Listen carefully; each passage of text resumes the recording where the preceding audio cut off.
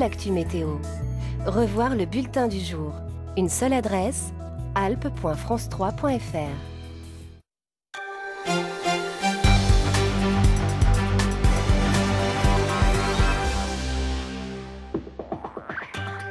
Bonjour à tous et bienvenue dans le journal des Alpes de la mi-journée. Nous verrons que les services municipaux de Grenoble attendent la neige de pied ferme. Les engins de déneigement sont aux petits soins, une préparation de longue haleine pour l'opération à blanc. Et puis nous recevrons deux femmes dans ce journal, Brigitte Périllet et Nathalie Béranger, toutes les deux coprésidentes de l'association des femmes élues de l'Isère, association qui fête ses 70 ans aujourd'hui même. Nous ferons le point sur la parité en politique et ses progrès depuis 1945.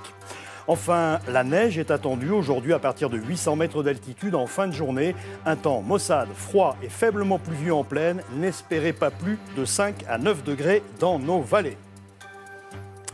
Autant dire que l'hiver se rapproche et à Grenoble, les mécanos ont testé ce matin tous les moyens de déneigement de la ville. 40 véhicules de toute taille à contrôler pour que tout soit 100% opérationnel quand tombera la première neige. Jean-Christophe Solari et Yves Mariglo.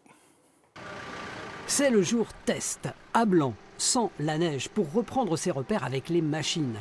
40 camions au total, dont une quinzaine de poids lourds, rien que pour les axes principaux traversant la ville.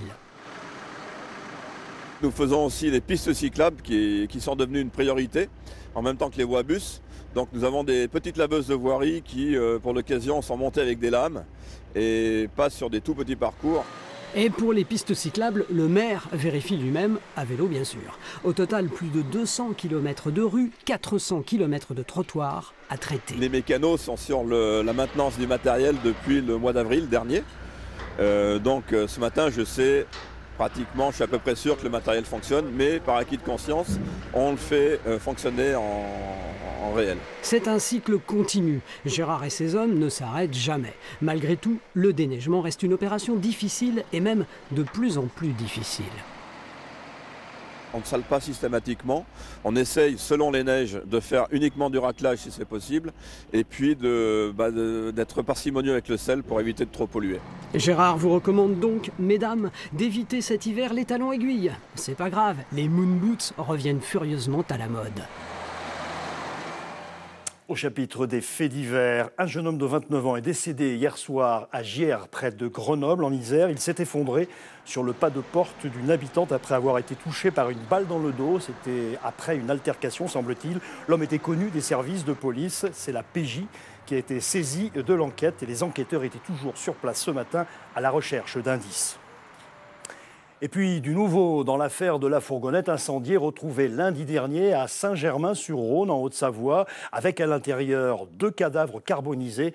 D'après les enquêteurs, le véhicule en question appartenait à un membre de la famille d'un malfaiteur tué dans un go-fast. C'était en avril 2014. Les précisions avec Jean-Christophe Pain. La piste criminelle envisagée par les enquêteurs semble se préciser 3 jours après la découverte de 2 corps calcinés dans un fourgon à Saint-Germain-sur-Rhône. Les gendarmes ont réussi à identifier le propriétaire du véhicule et son nom ne leur est pas inconnu. Il est même particulièrement connu des douaniers. Le frère du possesseur du fourgon avait été abattu par un agent des douanes lors de l'interception d'un go-fast en avril 2014. Ce jour-là, le 27 avril, Thierry D forçait un barrage des douanes au péage de Lançon de Provence sur l'autoroute A7. Les agents tirent sur le véhicule, ils touchent le conducteur. À l'intérieur de la voiture de forte puissance, ils trouvent 500 kilos de résine de cannabis. Ils mettront au jour un trafic international de drogue entre la France et l'Espagne. Thierry D, 35 ans, était originaire de Bellegarde-sur-Valserine, dans l'Ain, un village situé à une dizaine de kilomètres à peine de Saint-Germain-sur-Rhône. La section de recherche de la gendarmerie de Chambéry a été saisie de l'enquête. La piste d'un homicide volontaire est désormais clairement privilégiée. On a appris hier que la femme de 80 ans, victime d'un incendie criminel dans un immeuble de Vienne en Isère lundi dernier, n'avait pas survécu à ces brûlures. Je vous rappelle que 4 jeunes, dont 2 mineurs, ont été placés en garde à vue dans cette affaire. Et puis une autre femme âgée a trouvé la mort hier après avoir été renversée par un poids lourd dans le centre-ville de Vinay, en Isère toujours. Le conducteur du camion qui avait pris la fuite a été interpellé dans les Bouches-du-Rhône tard dans la soirée.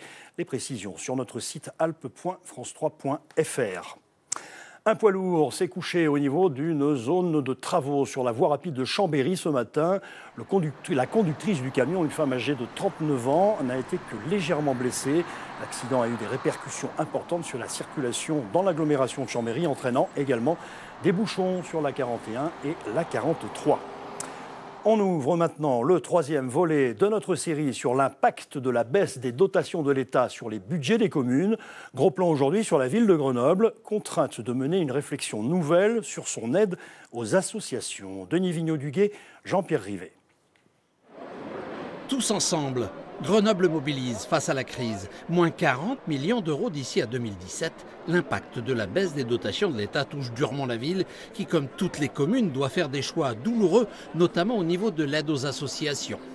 Je suis obligée de reconnaître qu'un certain nombre d'associations, y compris d'éducation populaire, vont voir leurs subventions, disons, restreindre.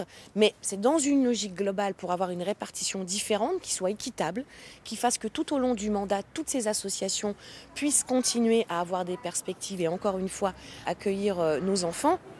Parmi ces associations, la Maison d'Enfantine. Elle accueille chaque année 100 à 150 petits de 3 à 6 ans à qui elle offre une éducation un peu différente, de type Freinet ou Montessori. J'ai une petite fille qui a un handicap moteur, donc c'est pas évident de mettre son enfant dans n'importe quelle structure. Il nous faut aussi des endroits comme ça pour permettre à notre fille de continuer à se développer de manière naturelle dans la société française. Ça fait 2 ans qu'elle est là et elle a évolué par rapport aux arts plastiques, par rapport aux sorties. Agir aux échelles des associations, aux échelles des enfants, c'est aussi agir pour notre futur. Faire de l'enfant un individu à part entière, lui apprendre la relation sociale et l'estime de soi, des méthodes alternatives qui abordent les petits avec bienveillance et se répandent dans le monde entier. Mais elles ont un coût. Si on n'avait aucune aide et si les parents n'avaient pas d'aide suivant leur quotient, en fait, on serait obligé de débourser pour un accueil enfantine d'un enfant 70 € par jour et par enfant. Voilà, donc ça, on le dit souvent aux parents, c'est important de se rendre compte qu'on est dans un pays où les choses sont possibles. Pour la ville de Grenoble, aider ce type de structure, c'est préparer demain un choix d'une société nouvelle menacée par la baisse des dotations. Le tissu associatif en France a un caractère particulier au sens où, pour partie, il accompagne les services publics. Et donc, à partir du moment où on nous retire des dotations qui ont des répercussions sur toutes nos activités, y compris nos relations avec les associations, mais malheureusement, pas seulement, bien évidemment, on les met en danger. Et on met en danger ce qu'elles portent comme activité ou comme valeur, ou les deux. En réaction à ce désengagement de l'État, la ville de Grenoble a mis en ligne il y a 10 mois une pétition adressée au président de la République, au gouvernement et aux parlementaires. La politique au féminin. Dans ce journal des Alpes, c'est aujourd'hui le 70e anniversaire de l'Association des femmes élues de l'Isère, une émanation de l'Association française des conseillères municipales qui, en 1945, a permis aux femmes de voter aux élections municipales et d'être enfin éligibles. Alors à mes côtés, Brigitte Périllet et Nathalie Béranger, bonjour. Bonjour. Alors vous êtes coprésidente de l'AFUI, donc cette association des femmes élues de l'Isère. L'Isère, un département précurseur en la matière, semble-t-il? Tout à fait. Alors, vas-y. Pourquoi? Oui, parce qu'elles ont voté, comme vous l'avez rappelé tout à l'heure, le 29 avril 1945. C'est la première fois que les femmes ont voté, mais elles n'ont pas simplement voté, elles se sont présentées à ces élections municipales. Il y avait 294 conseillères municipales en 1945. Mais c'était sous la... Comment dire, c'est une femme qui avait lancé un peu... qui avait forcé un peu ce vote. Enfin, quelle femme de l'Isère? Quelle est la première grande femme de l'Isère en politique? Alors ça dépend où on va la situer. Je ne crois pas qu'en Isère, il y a eu une grande femme qui force le vote. Par contre, ce qui est intéressant à savoir, c'est que ces premières élues de 1945, elles ont tout de suite voulu se regrouper parce qu'elles se sont aperçues qu'elles étaient extrêmement isolées, néophytes en politique, puisqu'elles en avaient été écartées de tout temps. Et donc, elles ont voulu se regrouper pour créé une association qui est en fait un réseau de femmes élues dans le département et qui vit encore aujourd'hui. Vous vous rendez compte que quand même, elles ont été élues au mois d'avril et au mois de décembre 1945, elles ont créé l'association des conseillères municipales de l'Isère. Donc c'est pour vous dire la volonté qu'elles ont eue de prendre au sérieux leur engagement politique. Des femmes visionnaires, on pourrait même dire. Alors, quel progrès accompli en 70 ans en matière de parité, notamment? On a quand même le sentiment que depuis une dizaine d'années, les choses ont bien avancé. Oui, c'est vrai, parce que j'aimerais rappeler un petit peu avant justement les années 2000, où là, si vous voulez, les scrutins de liste, on a voté la parité sur les scrutins de liste. Donc la moitié des femmes se sont retrouvées sur les listes des élections municipales et après les listes des élections régionales. Mais avant, pour la petite anecdote quand même, il a fallu attendre 20 ans entre 1945 et 1965 pour que les femmes puissent quand même ouvrir un compte bancaire, voyez, et puis exercer une profession sans l'accord de leur mari. C'est pour vous dire comme l'évolution a été lente et après elle s'est accélérée effectivement dans les années 2000. Alors vous n'êtes pas du même bord politique, hein, personne ne s'en plaindra d'ailleurs. Quand il s'agit de défendre les droits des femmes, vous êtes d'accord à 100%? Oui, tout à fait. Oui. Nous sommes complètement en phase. Votre avis sur Madame Le Pen, femme s'il en est de premier plan, au premier plan politique aujourd'hui, elle porte ces droits de la femme? Un peu, mais très peu, pas suffisamment à notre goût. Dans l'association, nous n'avons pas d'adhérente du Front National qui adhère à l'association des femmes élues de l'Isère. Voilà. Alors sur la politique, on va regarder les chiffres. 35% des femmes conseillères municipales, mais seulement 14% des maires. Des progrès à faire là. Alors on n'est plus à 14%, on est à 17%. Ah et bon, on est en Isère et on est donc 4 points au-dessus de la moyenne nationale. La priorité pour votre association aujourd'hui, sur quoi est-ce qu'il faut accélérer encore en 2 mots? Alors, sur la parité, aujourd'hui, on l'a vu aux élections départementales qui ont eu lieu en mars dernier, puisqu'il y a eu un binôme présenté face aux électeurs. Donc, on a la parité sur les élections départementales. Il nous reste à faire un progrès sur les élections législatives et sénatoriales, donc pour les parlementaires. Et au-delà de ça, on a aussi les exécutifs. Il faut que les exécutifs aussi soient paritaires. Merci à vous en tout cas d'avoir répondu à nos questions et bon anniversaire à votre association. Merci. Le ski alpin, J-10 pour l'ouverture de la Coupe du Monde avec le traditionnel géant de Zolden en Autriche. Après une intense préparation physique et un stage en Argentine, les Bleus, hommes et femmes, ont répété leur gamme sur le glacier de Tignes cette semaine. Objectif cette saison, des podiums et des victoires. Grégory Lespinasse, Didier Alban. Une rentrée sous le soleil. Sur les pentes de Tignes, les Bleus prennent des couleurs. Après une saison blanche, les filles de l'équipe de France ont effacé l'ardoise et repartent à l'assaut d'une saison sans autre enjeu que la Coupe du Monde. C'est quand même une belle reconnaissance de régularité et ça c'est des choses que j'apprécie beaucoup et que j'ai envie d'aller chercher. Donc c'est sûr que d'être présente du début à la fin de saison, c'est important, oui. Les hommes, eux, en revanche, ont dans le rétroviseur les bons résultats de la saison dernière en slalom géant. Avec 3 Français dans les 7 premiers au classement de la discipline, les géantistes français affichent quelques ambitions. On a bien travaillé cet été et j'espère que voilà, on va faire encore mieux. Mais c'est sûr que plus on est bon, plus ça devient difficile de faire mieux.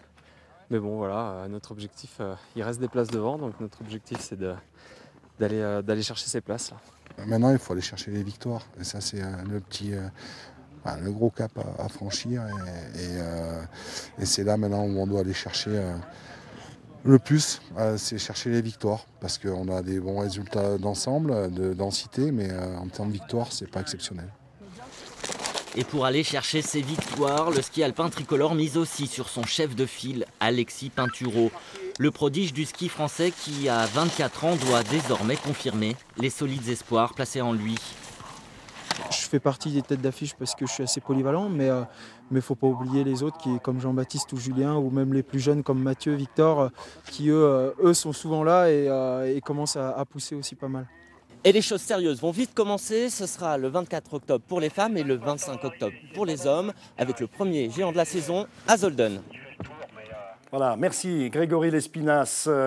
Culture maintenant. La réalisatrice Lola Doyon et son équipe étaient dans la région pour tourner Le Voyage de Fanny, un tournage au cœur du Trièvre pour raconter la fuite d'un groupe d'enfants juifs vers la Suisse. C'était pendant la Seconde Guerre mondiale.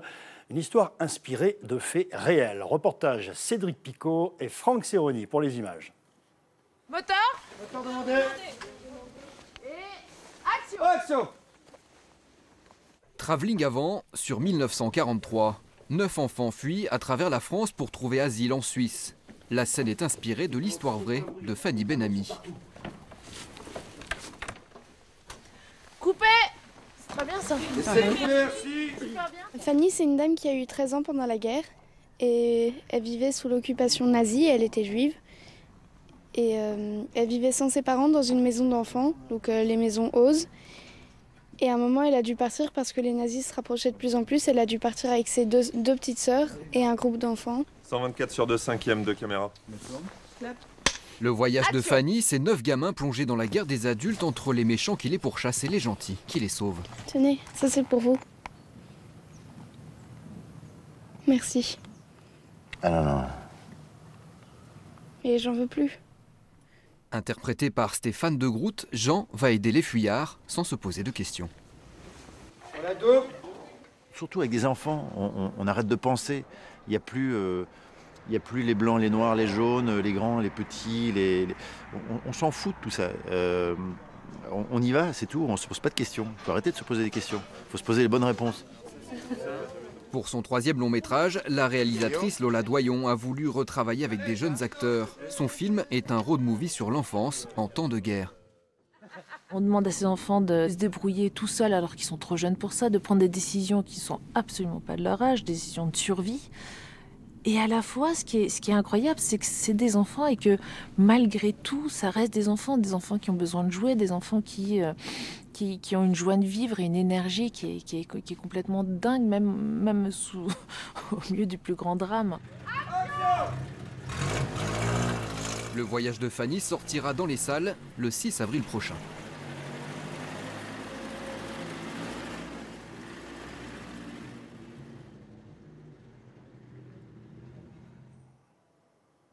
Je vous rappelle enfin ces 2 principales informations développées dans ce journal des Alpes. Un jeune homme de 29 ans est décédé hier soir à Gières, près de Grenoble en Isère. Il s'est effondré sur le pas de porte d'une habitante après avoir été touché par une balle dans le dos lors d'une altercation. L'homme était connu des services de police. La PJ a été saisie de l'enquête et les enquêteurs étaient encore sur place ce matin à la recherche d'indices. Et puis un poids lourd s'est couché ce matin au niveau d'une zone de travaux sur la voie rapide de Chambéry. La conductrice du camion, une femme âgée de 39 ans, n'est que légèrement blessée. L'accident a eu des répercussions importantes sur la circulation dans l'agglomération de Chambéry, entraînement également des bouchons très importants sur la 41 et la 43. L'actualité, c'est en continu aussi sur notre site internet alpes.france3.fr. Dans un instant, les prévisions météo. Vous allez voir que le temps se gâte et que la neige n'est pas loin. Et puis, l'édition nationale de midi. Quant à la prochaine édition régionale, c'est ce soir à 19h en compagnie de Pauline Allo. Je vous souhaite une très bonne journée. Bon appétit si vous passez à table. Et on se retrouve demain midi. Au revoir.